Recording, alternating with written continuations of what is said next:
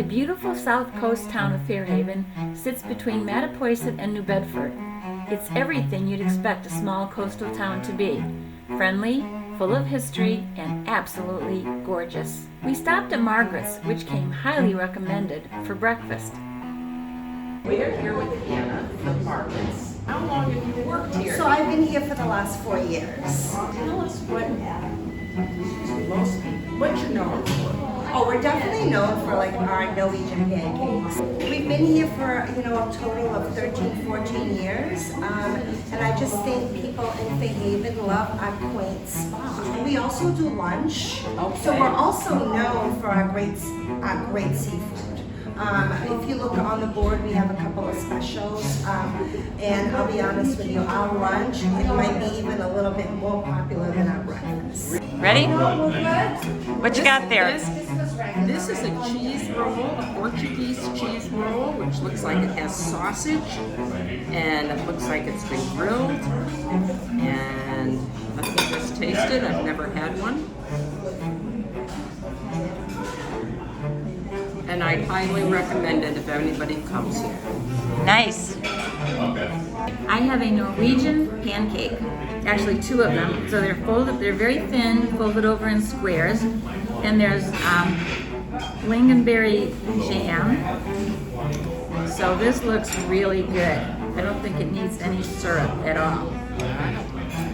And everybody said we should try this. So let me see.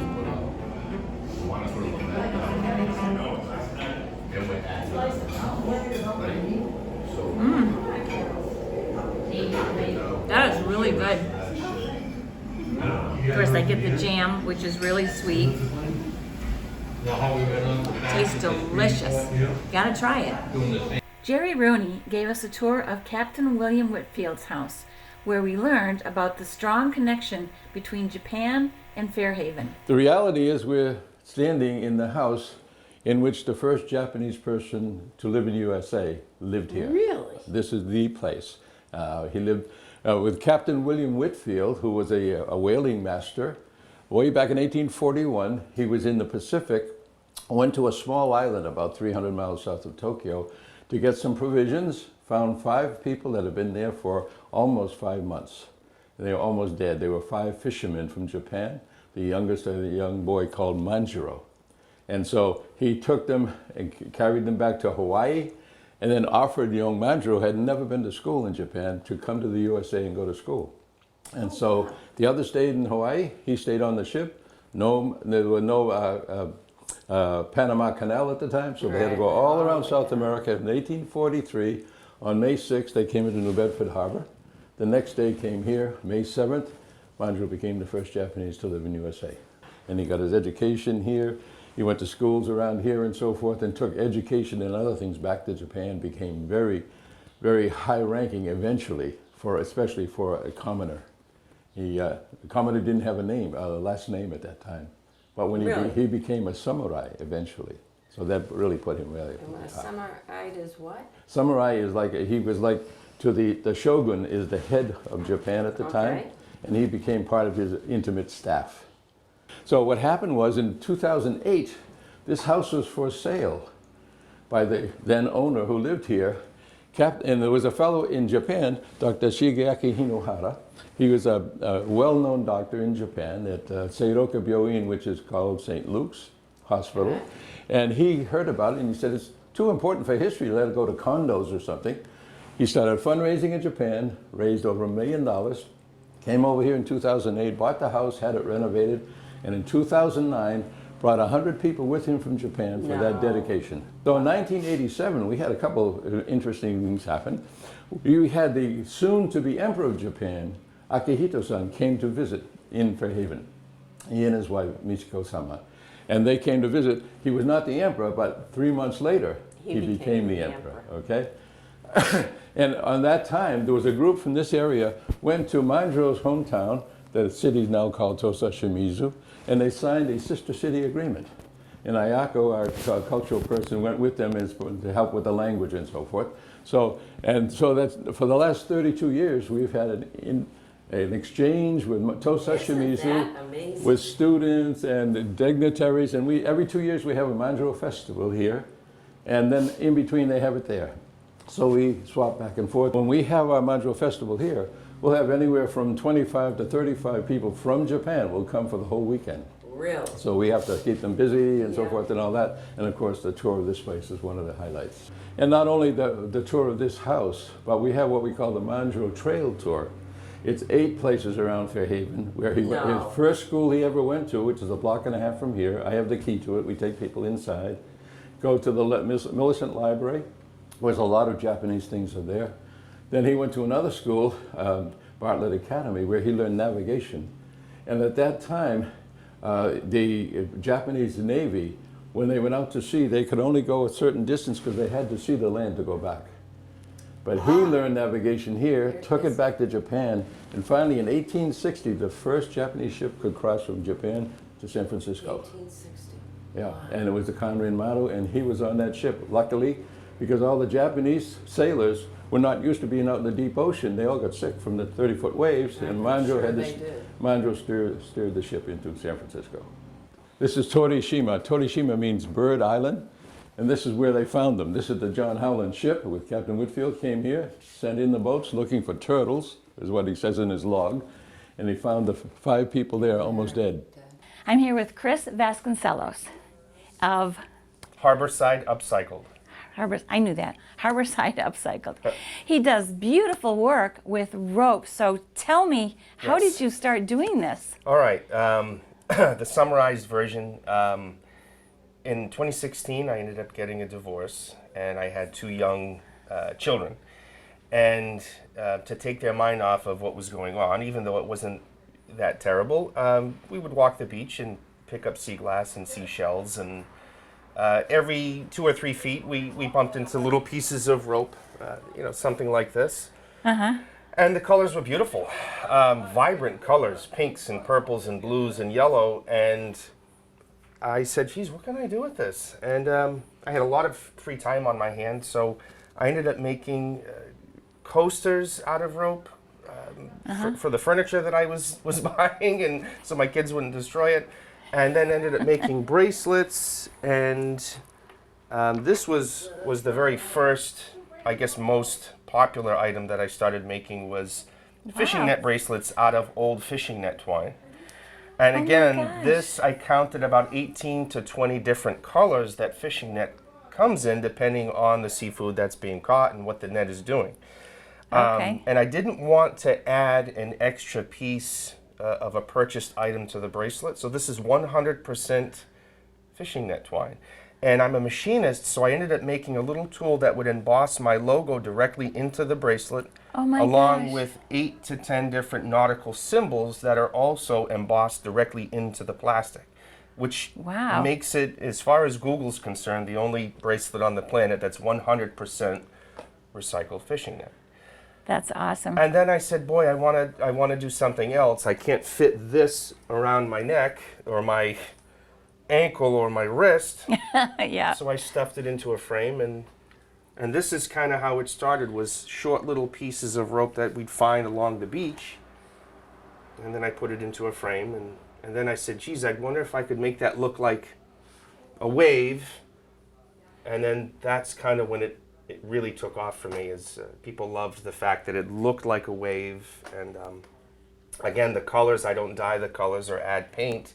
I have to carefully choose the different colors and separate them, and I have fun with it. And I don't know, I thought it was unique enough, and went and got a U.S. copyright, and was granted about a year later a U.S. copyright for my wave. I was pretty excited about that, and tried to get my children excited, and they both help with little parts of the process. My oldest son makes the waves. My youngest son makes these little guys. Helps with bracelets. Oh. Yeah, and they help with shipping and receiving and finding things. It's fun. So is all the rope recycled rope, or are you at the point now where you have to actually purchase rope? No, all the rope is recycled. It's either donated There's a lot of local cleanups, like Mary Lou. She does a lot of local cleanups around the harbor. And every so often I find a bag of rope on my fence or my doorstep, you know, and it's thoroughly cleaned, sun-dried, and then turned into art. I have about 15 bins of beach rope that's come off of local beaches. The rest comes straight off of fishing boats, scallop boats, lobster boats. I'm in 32 gift shops in 17 different states. Oh, wow. And a lot of those gift shop owners know people in the industry, and they save rope for me. There's a couple That's out in the awesome. Cape. They make doormats out of climbing rope, and they save me their scraps. So the good news is it's all plastic, and it's all recycled. And everything that you see inside a frame isn't in a landfill or floating around in the ocean. Right, that's a big deal. Well, it And is. so you have an online store Yes. as well. Yes, Right. Harborside Upcycled.com. And how long have you been doing this?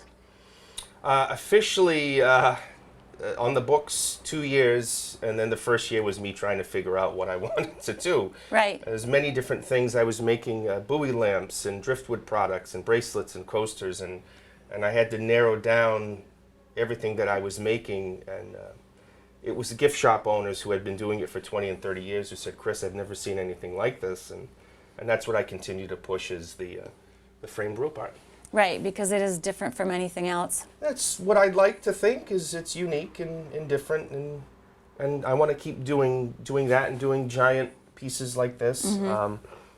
The Millicent Library in town was interested in doing something like this over there.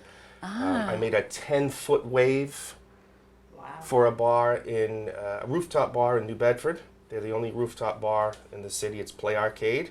And the gentleman said, "Can you put something like this across the front of the bar? It's a tiki bar and it stays outdoors." And I said, "Yeah." And it took a good part of my weekend, but a 10-foot wave, that's the biggest one yet, but That's awesome. I'd love to make something bigger. Yeah. Yeah. And you said you were a machinist before this. Well, I teach mechanical engineering technology in Rhode Island at New England Tech, and one of the courses I teach is machining. So Okay. I often try to incorporate what I teach, what I've known in industry, and manufacturing tools that I need to make different products. Like this anchor is burned into the rope, and it's a branding iron that I machine myself. And I Wow. also have another product where I burn the same branding iron directly into the rope.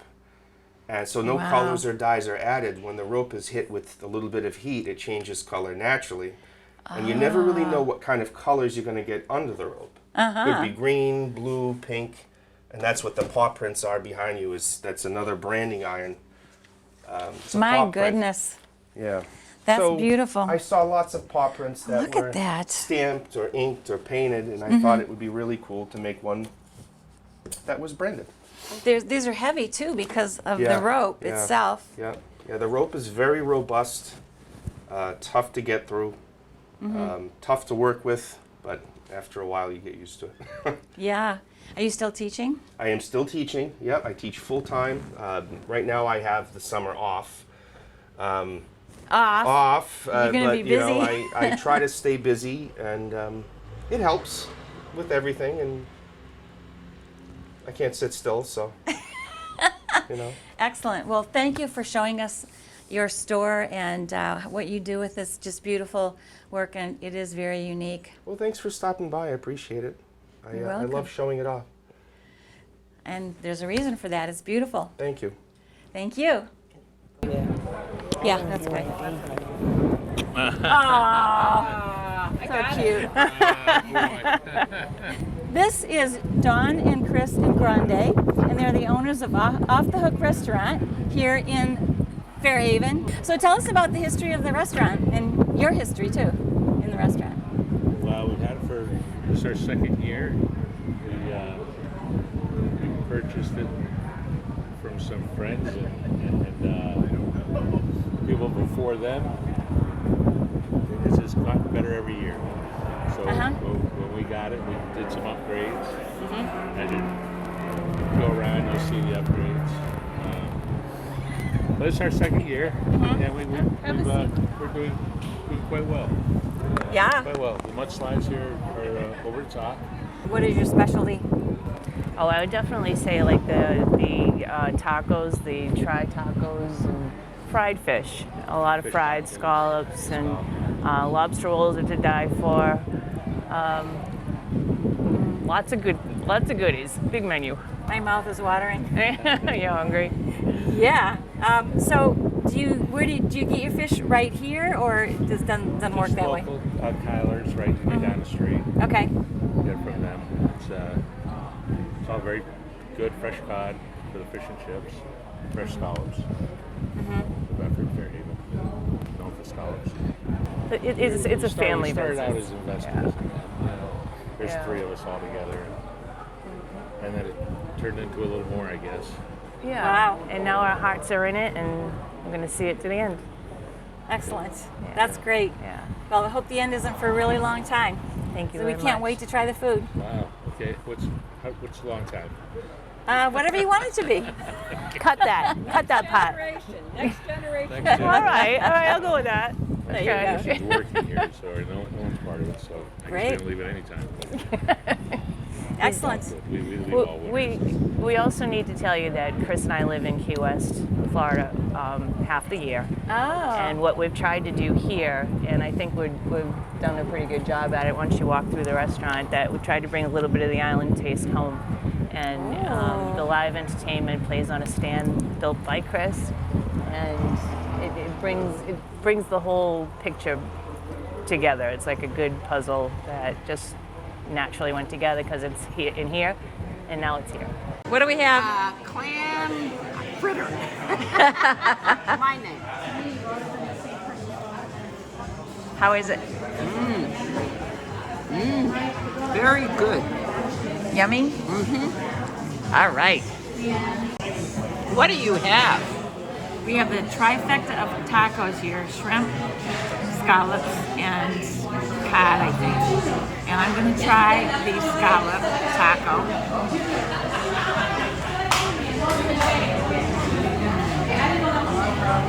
What do you think? The scallop just melts in your mouth. It's so fresh and tender, cooked perfectly. Wow. This is really, really good. And the slaw that's with it gives it a little bit of a kick. And it's just perfect. Enjoy. This is Chris Richard, and where are we, Chris? We are in the center of Fairhaven, Mass. Our historical center was remade in the late 1800s, early 1900s by a Standard Oil Company millionaire named Henry Huddleston Rogers, who had grown up in this little town. So it was an ordinary little town with an ordinary looking neighborhood, and we are what some people jokingly refer to, we are now in Mr. Rogers' neighborhood. These buildings were all built and donated to the town by Henry Huddleston Rogers. Wow, very impressive. So Henry was born here in 1840. He grew up in a little house around the block from here. And when he was 21, it was right when oil had been discovered in Pennsylvania.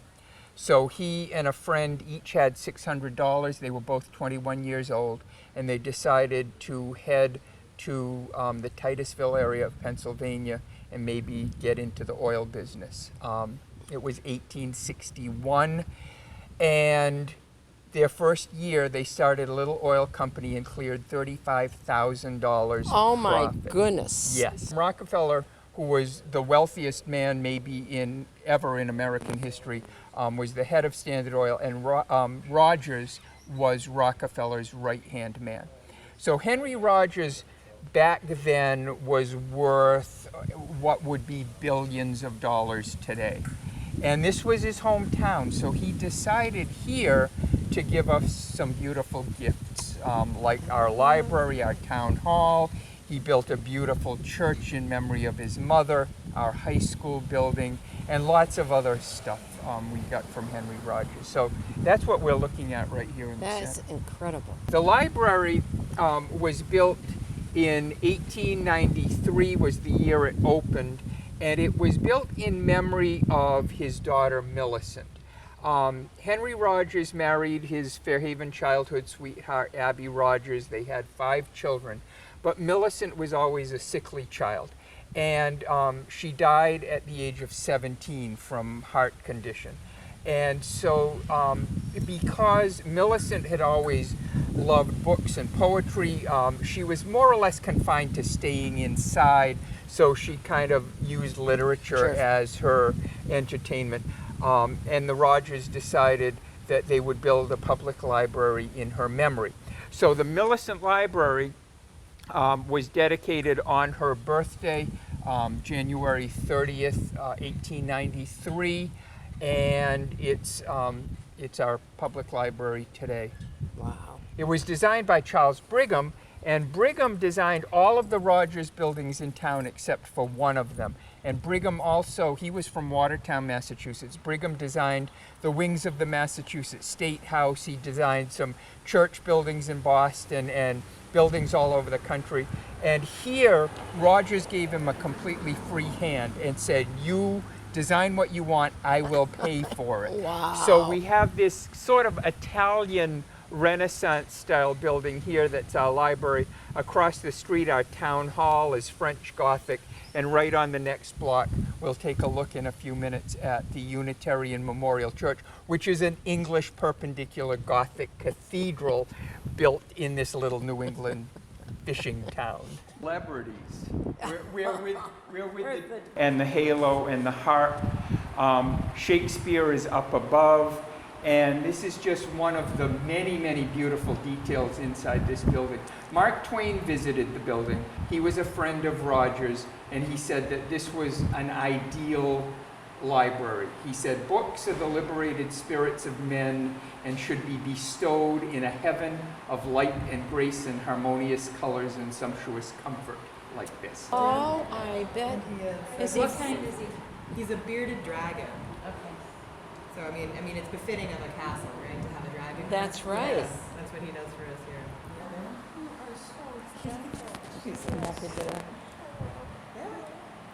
Wow. He won't bite, he won't scratch you, he'll just hang out right like that. Yeah. Just like, I don't need to pull Just it like on? that, yeah. You can see he's like Velcro. You are nice. Yes, you are. Can you hear me? An architect told me that when you lift these up on a platform like this, it elevates their sense of importance. So it was to make these a little bit higher up than the rest of the grounds around it, and that was kind of an architectural thing that was done. So the Unitarian Church took 4 years to build. Italian stonecutters came to work on it. There were Bavarian wood carvers. A lot of European artisans were brought to Fairhaven to build these beautiful buildings for Rogers. It was dedicated in memory of Henry's mother Mary, who died in 1899 at the age of 89 years old. And she belonged to a little wooden church. It was our original Unitarian church down the block. And after she died, Henry built that in memory of her. In what year? 1901 to 1904 was the building. And it's got the sanctuary. There's a parish house with an auditorium and a banquet room. And then the building next to it, which is sort of an English Tudor style building, was originally the parsonage. So the minister lived there, but then they bought a more conventional house to use as a parsonage, and that's used for Sunday school and other kinds of things now. And I gather it's still being used? It is still being used. It's the Unitarian Universalist Society of Fairhaven is the group that they're the owners of the church. He donated it to them, and it's theirs. This is the Warren Delano house. Captain Warren Delano built this house in 1832. The Delanos go back in Fairhaven history to the 1600s. One of them was a cousin of the Pilgrim John Cook, who settled here in 1660. And Captain Warren Delano I, who built the house, was the great-grandfather of President Franklin Delano Roosevelt. It went to his son, Warren Delano II, and Sarah Delano brought her son Franklin here all the time to his grandfather's house. And so this is a B&B now. It's a privately owned home, but it's also the Delano Homestead Bed and Breakfast. Where we are now at Fairhaven High School. Henry Huddleston Rogers had gone to an old wooden high school building that was across the street from here. He graduated in 1856, and that was a few years before he went to Pennsylvania and made his fortune. On the 50th anniversary of his graduation, he presented the town with Fairhaven High School. This was built as a high school. It opened in 1906, and it is still used as our high school. Those of us from Fairhaven who went here just thought everybody's high school was like this. This was just high school to us. It's got wrought iron staircases and stained glass windows and marble floors. It's a magnificent Elizabethan style building over here. It's got a likeness of Rogers on the front.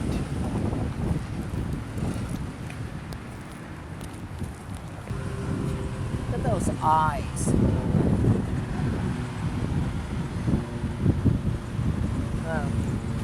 Nicely done. Yep. The building I work in Your building. was a private school, and it was built in 1798. And now the tourism office is in there, and the Historical Society Museum is in there. But this was built across the intersection, and Rogers had it moved here and donated it with this property.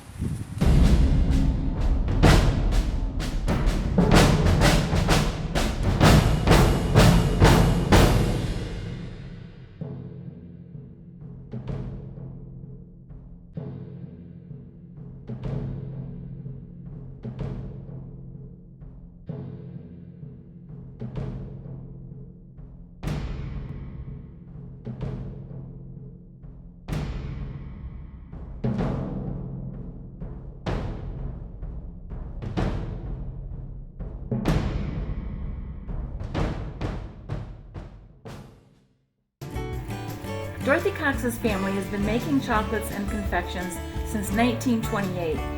Their third and fourth generation candy makers use family recipes and the finest ingredients to produce amazing chocolates and ice cream. We explored their shop, met some family members, and of course, we did some sampling.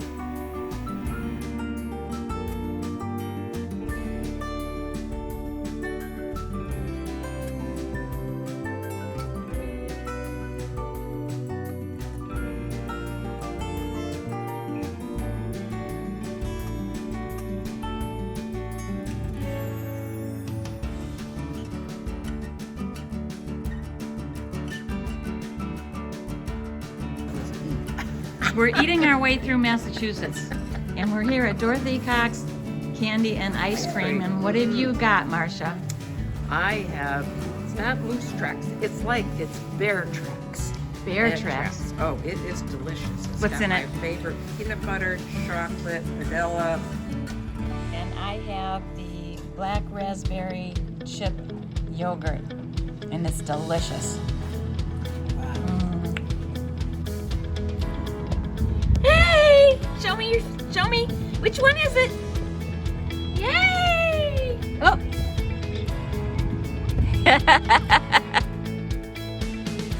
How do you say it? You got it. Well, it's Fairhaven. Fairhaven. Fairhaven? It's not Fairhaven? Fairhaven. It could be. Fairhaven. In Fairhaven. Fairhaven. Okay. And you? How do you pronounce Fairhaven? That's the Japanese. Fairhaven. This is Fairhaven. He says Fairhaven. Fairhaven. Fairhaven. There you go.